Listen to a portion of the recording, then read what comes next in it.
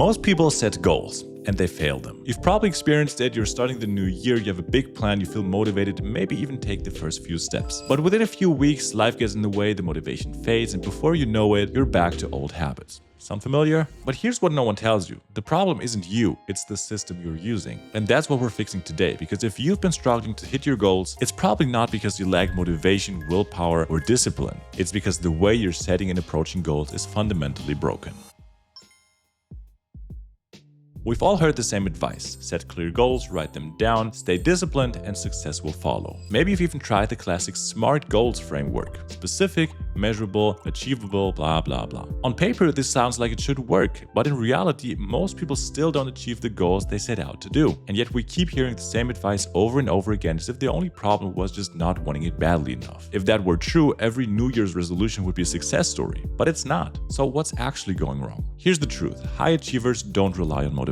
They don't obsess over goals, they obsess over systems. They don't just set a target and hope for the best. They design their environment, routines, and habits in a way that makes success inevitable. And this isn't just theory. I've seen this play out in business, in the people I've met all across the world, and also in my own life. The people who consistently hit their targets don't follow the traditional goal-setting advice. They approach it completely differently. And once you understand their system, you'll never struggle with your goals the same way again.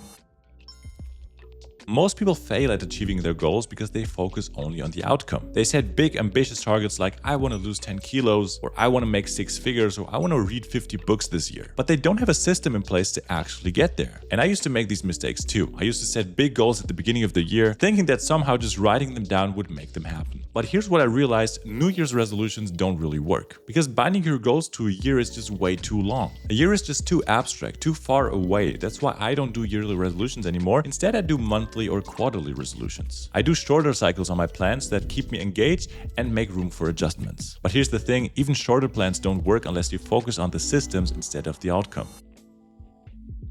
Let's say you want to run a marathon. Instead of saying, I want to run 42 kilometers in 6 months, start building a system. Run 3 times a week, that's non-negotiable. Then stick to a progressive plan, gradually increasing the distance to reach the 42 kilometers. And track performance, not the results. Track your consistency, not just your speed. By focusing on the process, not just the outcome, you start building the identity of someone who runs. This is a huge point, and I'll tell you more details about it in just a minute, but generally when you build an identity around something, success becomes inevitable. And this applies to everything. If you say, I want to read more, don't just say, I'll read 50 books next year. Say, I will read 10 pages every morning. Or if you want to grow on YouTube, don't just aim for 100K subscribers. Set a system of uploading 1 high-quality video per week. Focusing on systems shifts your mindset from wishing for results to controlling your process. Goals rely on motivation, but systems rely on discipline. And motivation fades, but discipline sticks. And if you think this makes sense, wait until you hear the next point, because even if you have your best systems, it doesn't work if you don't get this thing right. Most people believe they achieve goals by working harder, stay disciplined, and pushing through resistance. And while that's definitely part of it, here's the full truth. You don't achieve success because you force yourself to act differently. You succeed because you become the kind of person who does the right things effortlessly. This is why so many people fail at reaching their goals. They're trying to change their behavior without changing their identity.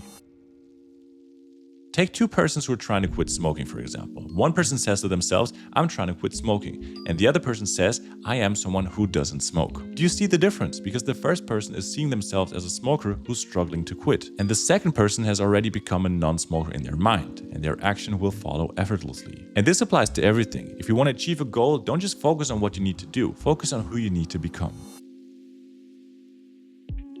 Your brain is wired to see congruence between your actions and your identity. If you see yourself as lazy or not a morning person, your brain will look for actions to try to confirm that belief. This is called cognitive dissonance. If your actions and your belief don't match, it creates mental discomfort. But when you shift your identity first, when you see yourself as a runner, a disciplined worker, or a fit person, your brain automatically aligns your actions to match. You don't need a lot of willpower to do these things. They become second nature because it's just who you are. So instead of saying, I want to run a marathon, tell yourself, I am a runner. And instead of saying, I need to stop procrastinating, try saying things like, I am the kind of person who does things immediately. And this isn't just about positive thinking. It's about aligning your habits with your new identity. If you tell yourself you're a runner, you'll naturally start running more. If you start telling yourself you're a productive person, you'll start getting more things done without much effort. The key is to build small identity-based habits to reinforce this shift. Want to be a fit person? Start with something easy. Just put on your running shoes every morning. If you want to be organized, tidy up your desk before you work. And if you want to be someone who takes action, commit to doing tasks immediately. Even the small ones like answering emails or putting your dishes away. These small actions reinforce the belief that you really are this kind of person. And once you believe it, the actions become automatic. The reason most people fail is that they try to do things that don't really align with how they see themselves. But when you shift your identity, the resistance disappears, so change who you are and the right actions will follow effortlessly. Now, these two things will change the game, but the next one makes everything stick for the long run. Even with the best system in place, people still struggle to follow through. And it's not because they're unmotivated, it's because there's too much friction between them and the actions they need to take. And this is where most productivity advice gets it wrong. They just assume people just need more willpower, more discipline, or more grind. But the truth is, discipline is kind of overrated. What actually works is removing the barriers that make your goals hard to achieve. Because willpower fades, motivation fluctuates, but your environment, that's what really dictates your behavior. Most people fail their goals because they're trying to force success into an environment that makes failure easier. So let me show you what I mean by this and how this works in practice.